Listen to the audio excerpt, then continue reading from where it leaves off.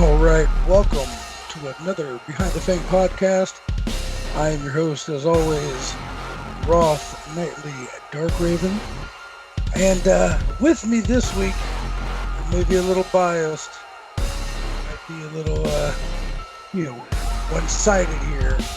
But this week I decided to bring my beautiful, beautiful wife, my partner in SL and RL, the one and the only Rose Nitely Darkraven.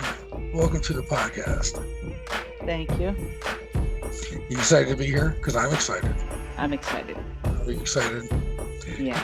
It's a little weird to not just have normal conversation with you. It's just, we literally sit 5 feet apart when we're playing Second Life or whatever, and so it's kind of weird that you're off in another part of the house so we can record this podcast without an echo.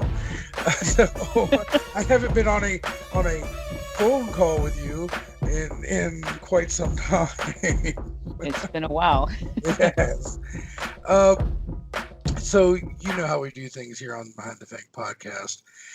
We're going to start things off with who is Rose? Where did you come from before Progeny? What did you do before Progeny entered your life? Just the basic shopping and clubbing and dancing and anything that could occupy my mind. Did you do any other role plays in Second Life before Progeny? I was in Bloodlines for a while. Yeah. How'd that go for you? It was okay. It was fun for probably 2 or 3 months, and then it just got boring. Yeah. And probably very expensive for you. Yeah. You have to buy tanks and all kinds of stuff. Yeah. The accomplishments got ridiculous. They didn't have all that when I first started playing Bloodlines back in the day. It was you bought your HUD and you got your fangs and you were done. Hey, I'm a king. There you go. You didn't have all that stuff back then. Matter of fact, you could only be a vampire back then. Now you could be 20 different classes. I don't know what's next. Pac-Man? I don't know. You never know. Never know. So the next part here is who's your daddy? Now, don't chuckle. Don't do it.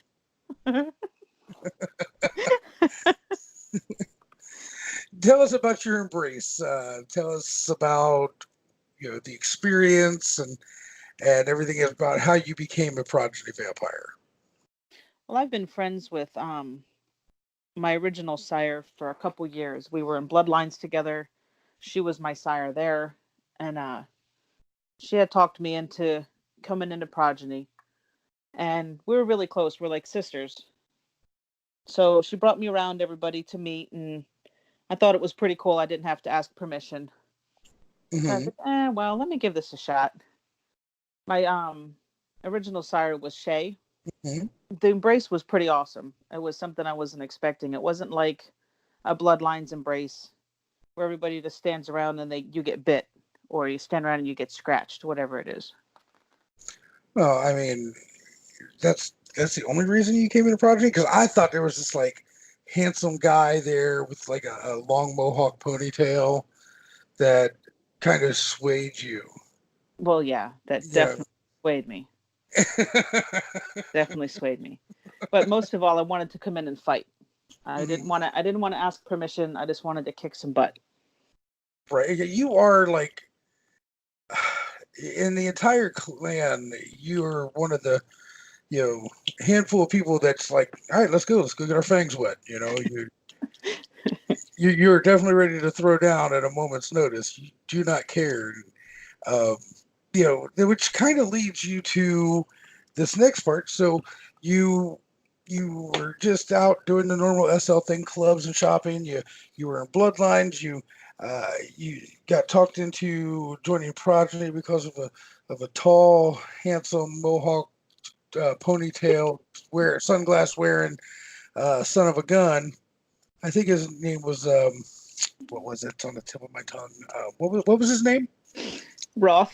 Rauth. Yes, Rauth. Yes, and and I remember you coming in and you just had all kinds of questions. There was not, it came to a point, this is long before you and I became a couple. You were, full of questions. There were times I'm just going, oh, here we go again. And so you studied and I think I told you to go over to the Scribes Guild and just read, become a sponge. And that's what you did. Um, you learned everything you possibly could, and with Prodigy, you're never done learning. There's always something out there. I'm always learning something, and I've been in the system for 5 years. Um, but with you were just gung ho about it. You became very worthy of an officer's position very quickly in your Prodigy career. I like to learn. Always out to look for new stuff to read and learn and do. Hmm. And so let's talk about your first blood, your first hunt, your first feeding. So tell us about your first feeding, and then we can talk about like your first, like, Fang Bang, or first time you were attacked or you hunted. So tell us about you going out for your first feeding. My first feeding, we went to Black Cats, and Shay was very good with and thorough in telling me how to feed and the distance and how my HUD worked and all of that. I was a little nervous. I was afraid they were going to turn around and they were going to know, but it was pretty cool that you don't have to ask. It, even to this day, if I mean, I don't have to feed nearly as much as I used to, but even when you go feed, it's kind of like you you have to you have to be sly about it, but it's kind of hard to be sly in SL. So, it's always you have to figure out different ways of doing it without getting caught. Because there's people out there like, "What are you doing? Why are you so close to me?" Right. Right. Oops, sorry, lag. Sorry. Oops, my bad. I didn't even see you there. You hadn't rezzed in. Right. Right. Any excuse you can think of. Right. So, what about the first time you went out hunting, or first time you were attacked? Tell us about that. The first time I got attacked, I was at Katwa and I was still a fledgling. And Hmm. a Ravnos came up and bit me, and all I knew was to call for help, and I freaked. I remember that the good folks over at the Coven of Ravnos, fighting you to draw me out. And when I landed, there was what seemed to be 15 Ravnos sitting there waiting on me. And yeah, it worked. Good job, Ravnos. Good job. Yeah, I fell for one of the oldest tricks in the book. You got me that day. You got me. Uh, uh, and I remember you saying, "What can I do to help?" I'm like, "Ain't nothing you can do. I'm just going to stand here and take it for a minute before I leave." Right. Yeah, I um, didn't know what to do to help you. there really wasn't much. You could just sit there and observe. Like, this is how you get attacked by 15 people. Right. All right, so you've gone through. You were embraced. You became a sponge. You got attacked by the Ravnos to draw me out. Um, which led you to becoming an officer in my house. I think you started off as a liaison, if I remember correctly, Yes. and wasn't very long after that you were moved up to delegate of my house, and this is long before I was granted a clan. Right. And then we go step ahead, skip ahead, skip ahead, and here we are, and I had really sat back on the burner for a little while. I remember, you know, Tess, Lady Tess, was my first co-sovereign. Of At that time, we were the Immortal Shadow clan, and um, yeah, things happen, and uh, that co-sovereign position was vacated, and um, I didn't have a co-sovereign for a while, and then Um, just sitting back and looking at what all you've learned, I named you my co-sovereign and the queen of the Coven of Darkraven. And what was your thoughts about all that? I was just in awe. I was like, wow, look what I did. It's not something you get handed. You got to work for what you want, you You, know? and here's I say this all the time, and I'm not saying it just to put you over, but it's the truth. In my 5 years of progeny, compared to your how long you've been in the system, year and a half, Something like that. Yeah. you have done more in progeny than I ever have. You've moved up through the ranks. At one point, you were princeps of a house. You are now the delegate of my house. You are co-sovereign, the queen of the Coven of Darkraven. You have chaired COH meetings. You have chaired GCSC meetings. You That was long before we decided to go renegade. Um, and gosh, your resume is a mile long in your short amount of time in the system. Well, comparative to a lot of people in the system, yours is a very short time compared to everything you've done. Right. I could never have the nerve to chair a COH or a GCSE meeting. I guess that's a good thing with us being renegade now. I don't have to. I jump feet first. You did, and I was nervous for you. That's all I can say. I was nervous the first time, but after that, it's not so bad. It's the it's the one time, I don't you've chaired, I can't remember how many times, but that's the one time where you'd be the chair and I'd be sitting at the table and you would that's the one time where you could sit there and you know tell me no, air quote, no, and I have to listen. Right. Absolutely. So with knowledge comes great power. So with that, what have you learned about progeny and roleplay since your time of being in progeny? Um, Progeny is whatever you make it. Uh, you can role play it any way you want it to be. Mm-hmm. You can you can play it by old lore, you can do it by new lore, or by whatever you want to believe. There's no rules, there's no yes or no way of doing things. And I think it's a great way that it's great that the source made the system that way. I love that. Right, I agree. Uh, I mean, prime example when I first got granted a house at that time we was under Arch Darlington of the Carolinians. When I first got granted a house, my people and everybody we decided we were going to be a this is nerd alert, nerd alert. Um, we were our house was Karaja Manuo, and that was the Sith translation of Blood Moon, and we were vampires from a long, long time ago in a place far, far away. Right? Right? But that was us because we all loved Star Wars, and so we were we were kind of that geeky Star Wars fan base. Uh, you know, we just intertwined things we loved, and I think it's great that we were able to do that. Um, obviously times have changed. We're not like that anymore, but I love that we had that in our history. Um, so here's a question that I started asking, and I'm going to ask you. This is a question I ask everybody that comes on the podcast now.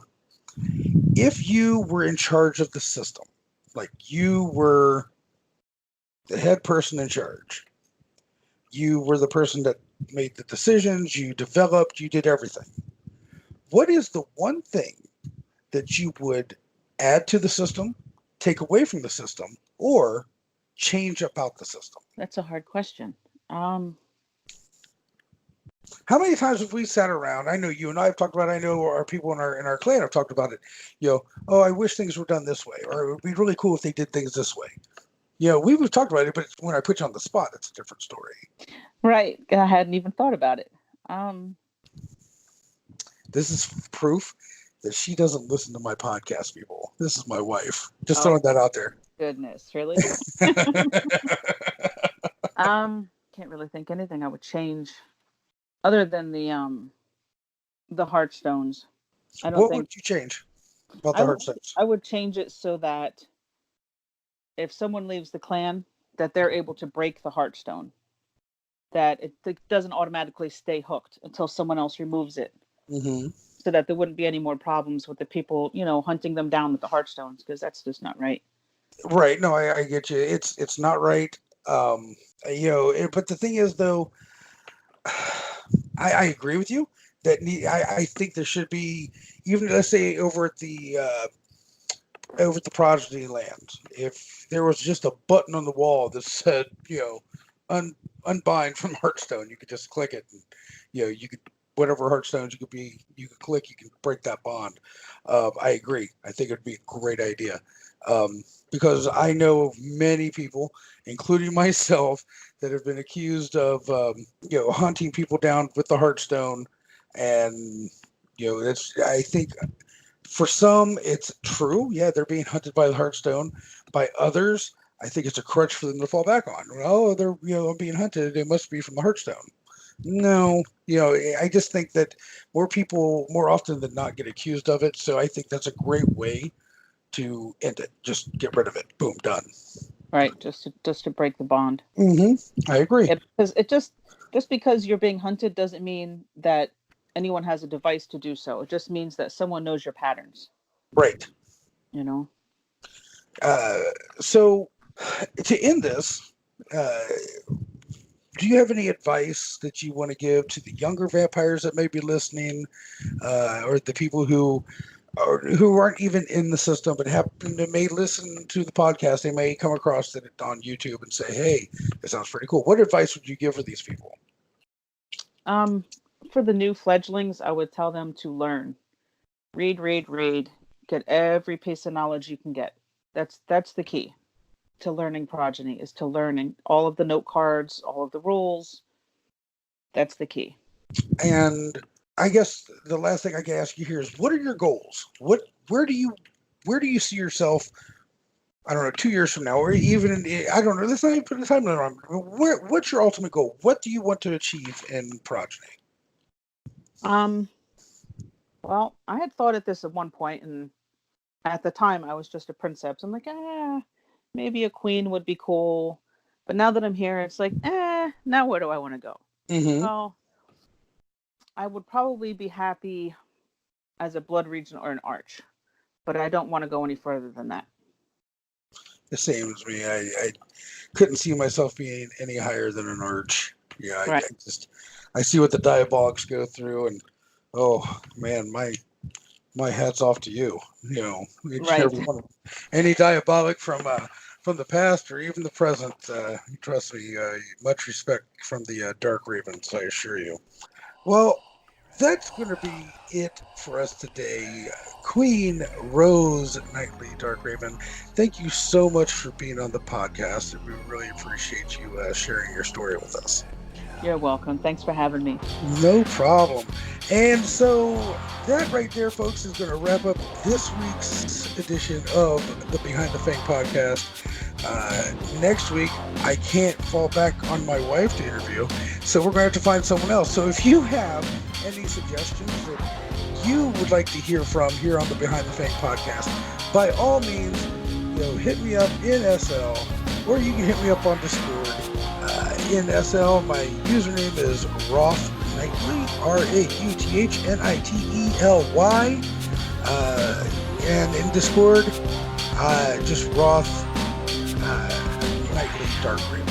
So, for Queen Rose Nightly Darkraven, for myself, I want to wish you all the very best. Until next week, have a good one.